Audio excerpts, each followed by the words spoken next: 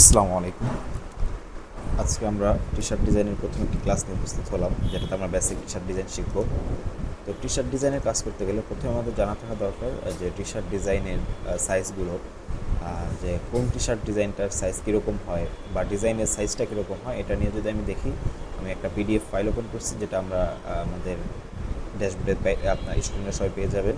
তো সেই ড্যাশবোর্ডে যে ফাইলটা থাকবে সেটা হচ্ছে, এই জায়গায় যদি আপনি শো করেন, দেখেন যে আমাদের জায়গায় অ্যাডাল্ট, এরপর ইউথ, ক্যাপ, হার্ট, লেগ, প্রত্যেকটা সাইজ আছে। এবং এই জায়গায় যদি আমি খেয়াল করি, ক্যাপের যে সাইজটা আছে স্ট্যান্ডার্ড সাইজ, এরপর এই জায়গায় যে সাইজটা আছে এই সাইজটা আবার এই জায়গায় দেওয়া আছে, এবং ইউথের যে সাইজটা আছে দেওয়া আছে। প্রত্যেকটা সাইজ এই জায়গায় দেওয়া আছে। তো আমরা যদি কোনো সাইজ নিয়ে কাজ করতে পারি, আজকে আমি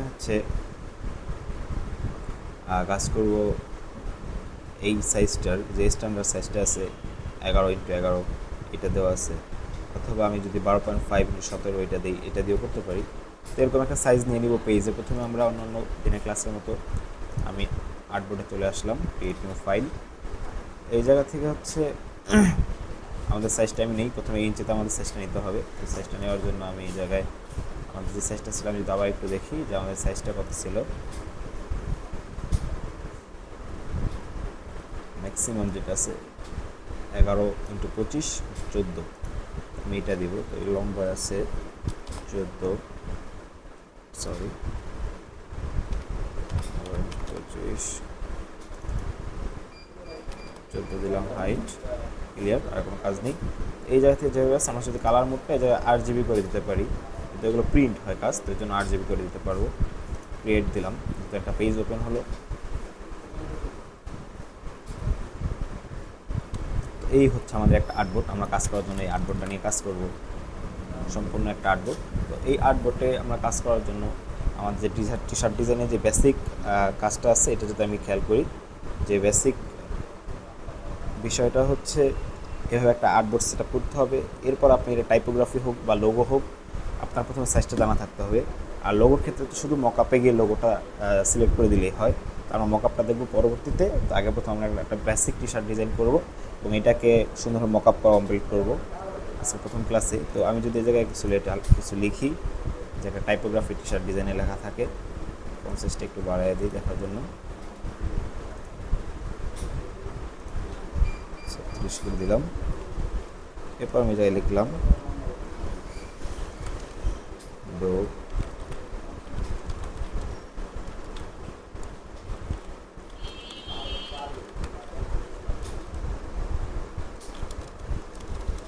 sorry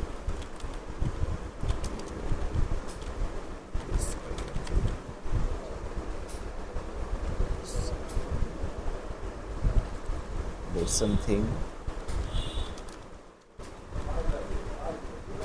today or better tomorrow. তো আমরা একটা লাইন লিখে নিলাম। এরপর আমি যেটা করতে পারি, এই সম্পূর্ণ লাইনটা সিলেক্ট করে টাইপে গিয়ে আমি এই ক্যাচটাকে চেঞ্জ করে দিতে চাইতেছি। আপার ক্যাচ বলা হয়। টাইপে গিয়ে আমরা দেখব চেঞ্জ ক্যাচ আছে, এদের থেকে আপার ক্যাচ আছে, সম্পূর্ণটা আমরা ক্যাপিটাল সম্পূর্ণ আপার ক্যাচ করে দিতে চাইতেছি। আমি আপার ক্যাচ করে দিলাম। এরপর আমাদের যেই টাইপোগ্রাফি যে সিস্টেমটা এটা সম্পূর্ণ একটা লাইন আছে, এটাতে যে কয়টা লাইনে ভাঙানো প্রয়োজন আছে সেভাবে ভাঙায় নেই। আমি যদি এটা ক্লিক করে একটা এন্টার প্রেস করি, এরপর নেক্সট লাইন হবে আমার এইভাবে, ফর আ বেটার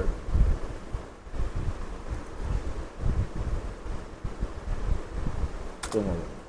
আমাদের লাইনটা হবে এরকম। এরপর আমি এই জায়গা থেকে আমাদের প্যারাগ্রাফটাকে আমি সেন্টার করে দিলাম। তো কমপ্লিট।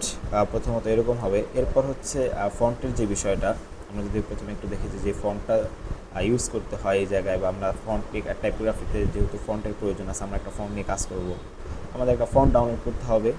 যদি ফন্টটা যদি অনলাইন থেকে আপনাদের ডাউনলোড করে দেখে, যে দা ফন্টে গিয়ে যদি আমি খুঁজি, গুগল ক্রোমতে এসে আমি দা ফন্টে গিয়ে যদি ফন্টটা সার্চ করে খুঁজে নিই, সো আমরা যে ফন্টটা ইউজ করবো, অনলাইনে গিয়ে আমরা ফন্টটা খুঁজে বের করতে পারি। যে রেগুলার ইউজ হয় টি শার্ট ডিজাইনে বেবাস, আর নিউ রেগুলার একটা ফন্ট আছে, আমি যদি সার্চ দিই বেবাস নিউ ফন্ট, সার্চ দেওয়ার পর আমি কিন্তু বেবাস নিউ ফন্টটা দা ফন্টে পেয়ে গিয়েছি। তো আমি এই জায়গা থেকে ফন্টটা ডাউনলোড করে ফন্টটা ইনস্টল করবো।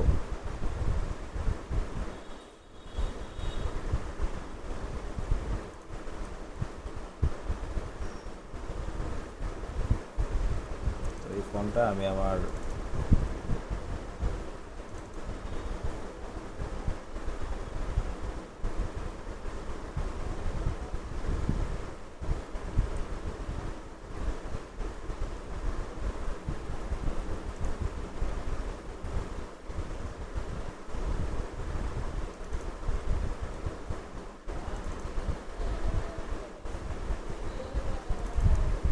এই জায়গায় আমি আমার ফন্টটা সেট করে নিলাম।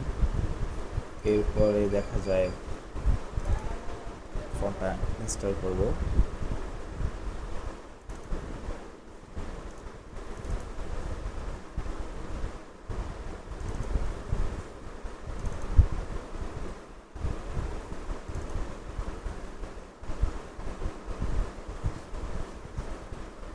বেবাস ফন্টটা আমি এখান থেকে আমাদের ফন্ট বেবাস ফন্ট ফাইল যেগুলো আছে টিএফটি, এই দুইটা ফাইল আছে, টিএফটি একটা রেগুলার, দুইটা রেগুলারই ফাইল, এই দুটাকে ধরে একসাথে ওপেন করি।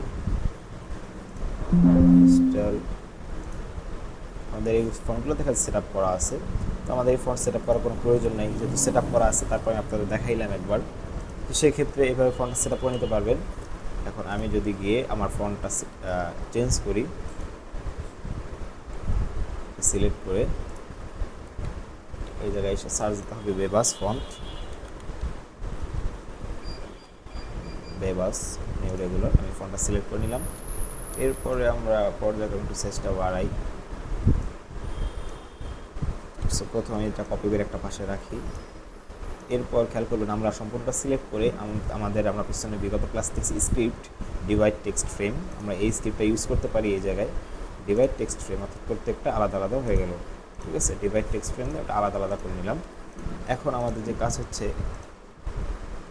আমাদের ফন্ট অনুযায়ী, ফন্টের সাইজ অনুযায়ী আমাদের লেআউটটা সাজানো, যেহেতু এটা বেসিক একটা ডিজাইন, তেমন কঠিন কোনো কিছু না, শুধু লেআউটটা সাজানো হচ্ছে আমাদের কাজ। আমি এটাই ভেবে নিলাম। দেখা যাচ্ছে যে একটু স্পেসিংটা কম আছে, আমি স্পেসিংটা যদি বাড়াইতে চাই কন্ট্রোল টি দিয়েও নিতে পারি ক্যারেক্টারটা, অথবা আমাদের এই জায়গায় ক্যারেক্টার আছে, তো ক্যারেক্টার থেকে আমরা স্পেসিংটা বাড়াই দিই। তো যতটুকু প্রয়োজন আছে আমি স্পেসিংটা বাড়াই দিলাম। মনে হচ্ছে একটু বেশি হয়ে গেছে। ওকে, ক্লিয়ার। স্পেসিংটা বাড়াই দিলাম আমাদের পর্যায়ক্রমে যতটুকু প্রয়োজন। এর আগে আরেকটা কাজ করতে হবে, সম্পূর্ণটা একসাথে সিলেক্ট করে আমরা যদি অ্যালাইন থেকে অ্যালাইন টু আর্টবোর্ড দিয়ে মিড পয়েন্টে নিয়ে আসি সবগুলো একসাথে। মিড পয়েন্ট আনার পর লিখলাম এটা, এরপর হচ্ছে টুডে, এটা যদি আমরা বড় করতে চাই আমি এভাবে বড় করে দিলাম। আর একটা বিষয় হচ্ছে কন্ট্রোল আর দিয়ে আমরা এই জায়গায় একটা রুলার অ্যাড করে দিতে পারি পার্শ্ববর্তী স্থান, অর্থাৎ যেহেতু আমাদের ডিজাইন একটা প্যাটার্ন সিস্টেম আছে, ভিন্নতা আছে, অ্যাড করে দিলাম। আবার সেম পরবর্তীতে আর একটা রুলার অ্যাড করে দিলাম। ওকে, আমরা এই স্পেসিংটা একটু কমায় দিই। এখন আছে ফর এইটা আমার হালকা একটু বড় করবো, অনেক বড় না, হালকা একটু বড়।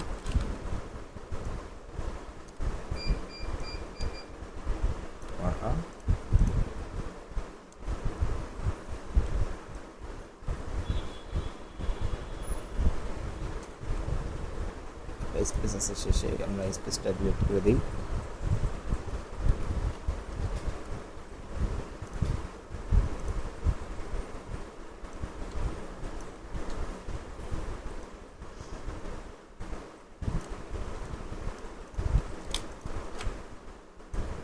সম্পূর্ণ প্রত্যেকটা কাজই হয়ে গিয়েছে আমাদের।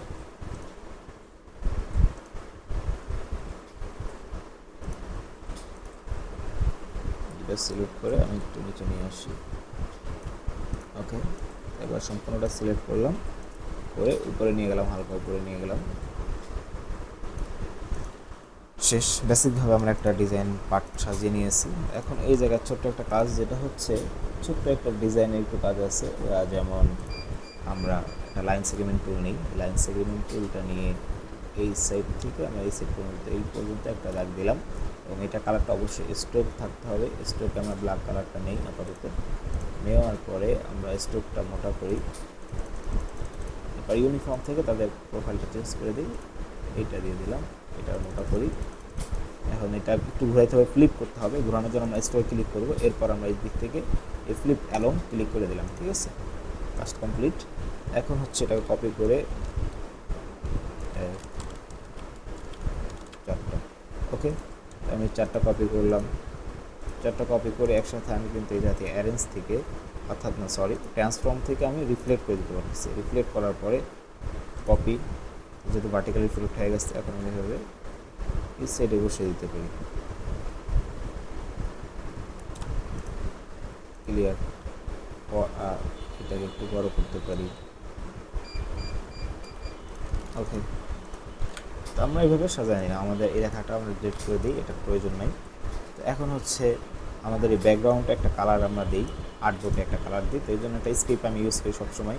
তো আপনার একটা রেক্ট্যাঙ্গেল টুল দিয়ে একটা বক্স দিয়ে দিলে হবে। তো আমি যে স্ক্রিপ্টটা ইউজ করবো এই জায়গায়, ক্রিয়েট রেক্ট্যাঙ্গেল অন আর্টবোর্ড, একটা আর্টবোর্ড আছে, একটাতে আমরা দিলাম, এবং এটাকে আমরা ব্যাগে দিয়ে দিই।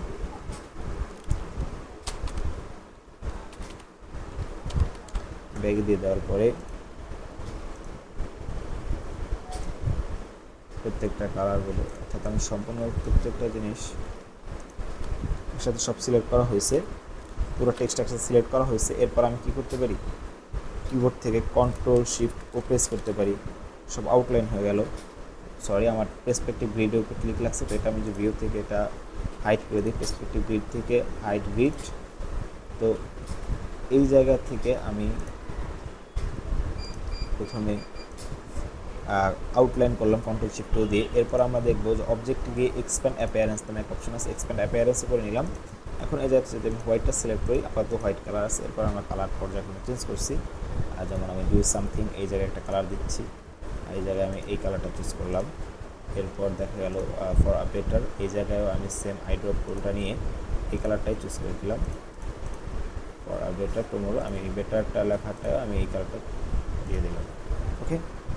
সম্পূর্ণ কাজটা শেষ, একটা ডিজাইন লেআউট সাজানো হয়ে গেছে। তো এইভাবে যদি আমরা আরেকটা লেআউট সাজাই, এটাকে পাশে নিয়ে যাই, অথবা আমরা আর্টবোর্ড ক্লিক করে একটা আর্টবোর্ড টুল বাড়াই, প্লাস এখানে ক্লিক করলে পাশে একটা আর্টবোর্ড টুল হয়ে গেল। এখন আমি এই সাইডে যে ডিজাইনটা আছে, এই ডিজাইনটা সম্পূর্ণ কপি করে পরবর্তী পেজে নিয়ে আসলাম। এখন দেখেন এই ডিজাইনটা আমি লক করে দিলাম, কন্ট্রোল টু দিয়ে লক, শুধু এটা সিলেক্ট করা আছে। এখন এই জায়গা থেকে আমরা কালার চেঞ্জ করার জন্য ম্যাজিক ওয়ান টুল নিয়ে আমি শুধু এই কালারটা চেঞ্জ করতে চাইতেছি, এই কালারটার উপর ক্লিক করলাম। এরপর আমরা এই জায়গা থেকে নিয়ে আমরা কালারটা চেঞ্জ করে দিলাম। তো সো আমাদের দুইটা লেআউট হয়ে গেছে। এখন হাইট গ্রিড গাইডলাইনটাকে আমি হাইট গ্রিড করে দিই। তো আমাদের দুইটা ডিজাইন লেআউট প্রথমে সাজানো হয়েছে। এখন আমরা যেটা করব, যেটা বলছিলাম যে আমরা টি শার্ট ডিজাইন মকআপটা করব। সো মকআপ করার জন্য আমাদের ফাইল প্রথমে ফটোশপ ওপেন করতে হবে।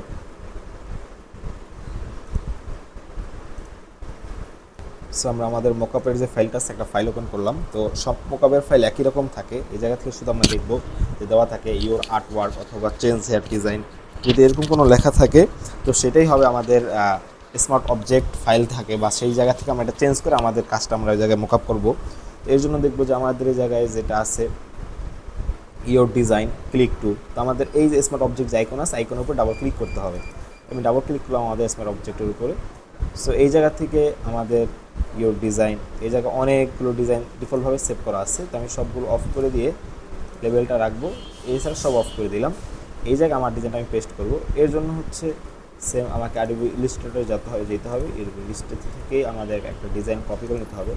তো কন্ট্রোল আল্ট দিয়ে সব আনলক করে দিলাম। এরপর বাকি ব্যাকগ্রাউন্ড দুটো লক করে দিই, কারণ ব্যাকগ্রাউন্ড নেওয়ার কোনো প্রয়োজন নেই।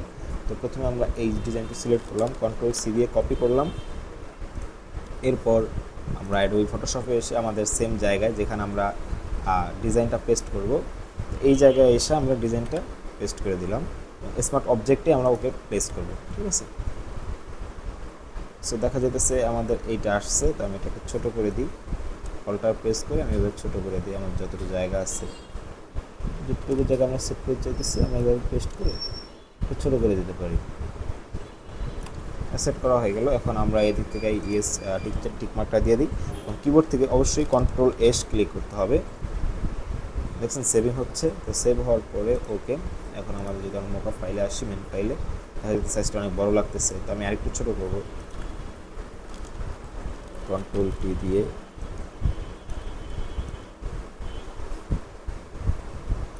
Ctrl+S দিয়ে সেভ করে দিলাম প্লেস। সেমভাবে যদি আমি আবার আমাদের ওই ফাইলটা ওপেন করি, তো আমাদের এটা কিন্তু মকআপ সুন্দরভাবে হয়ে গিয়েছে। তো এইরকমভাবে যদি আমরা ওই লেখাটা বাকি যে আরেকটা প্যাটার্ন আছে, সেম ওই প্যাটার্নটাও কিন্তু আমরা এই জায়গায় পেস্ট করতে পারি। ক্লিয়ার? এইভাবে হচ্ছে আমরা যে কোনো লোগো মকআপ বলি, লোগোর ক্ষেত্রে শুধু লোগো তো বুক পকেট হয়, তো বুক পকেটের যে সাইজটা আছে ওই সাইজ অনুযায়ী আমরা একটা লোগো করব। দেন লোগো করার পরে ওই লোগোটা আমাদের ওই মোকাপে গিয়ে ওইভাবে পেস্ট করতে হবে। আর প্রিন্ট করার ক্ষেত্রে শুধু লোগোটা লোগোর জায়গায় প্রিন্ট করে দেয় বুক পকেটের জায়গায়। ক্লিয়ার? তো আমরা এই জায়গায় সেমভাবে এই ডেটাটাকে ডিলিট করে দিই। তো এই জায়গায় আমাদের একটা পেস্ট করি। এরপর আমরা এটা সাইজটা ছোট করে নিই।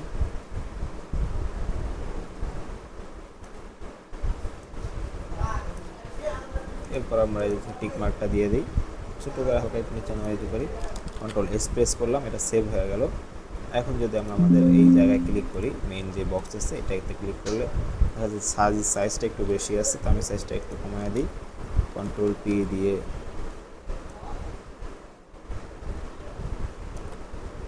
এরপর আমি আবার Ctrl+S দিয়ে এটা সেভ করে দিলাম।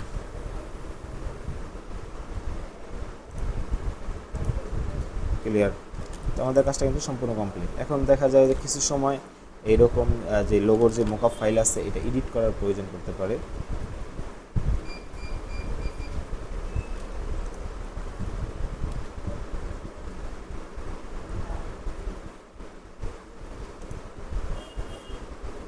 আর যে মোকাবের ফাইলটা সেটা আমার এডিট করতে করা লাগতে পারে। যেমন দেখা যাচ্ছে এই জায়গায় যে টি শার্টের যে কালারটা আছে একটু অন্যরকম, বেশি রিয়েলিটি এবং সাদা সাদা একটা ভাব আসছে। এটা যদি আমি একটু কমাই দিতে চাই, দেখতে হবে, আমাদের খেয়াল করতে হবে এই জায়গায় আমাদের কোন লেয়ারে কোন কাজটা করছে এটার উপর একটু ফোকাস করতে হবে। আমি যদি উপরে দেখি যে এটা হচ্ছে শ্যাডো লেভেল টি শার্ট, তো আমি যদি টি শার্টের নিচে যাই, এই তো রিয়েলিস্টিক। তো আমরা যদি রিয়েলিস্টিক থেকে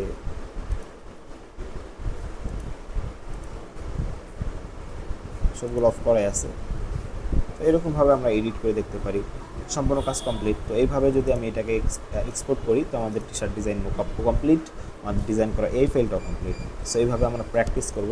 আমরা গুগল থেকে গিয়ে টি শার্ট ডিজাইন লেখা সার্চ দিতে পারি, টাইপোগ্রাফি, যত রকমের কাজ আছে। আমাদের নেক্সট ক্লাসের প্রজেক্ট কাজ হচ্ছে এরকম টি শার্ট ডিজাইনগুলো করা। যদি আমি গুগলে গিয়ে দেখি যে টাইপোগ্রাফি টি শার্ট ডিজাইন,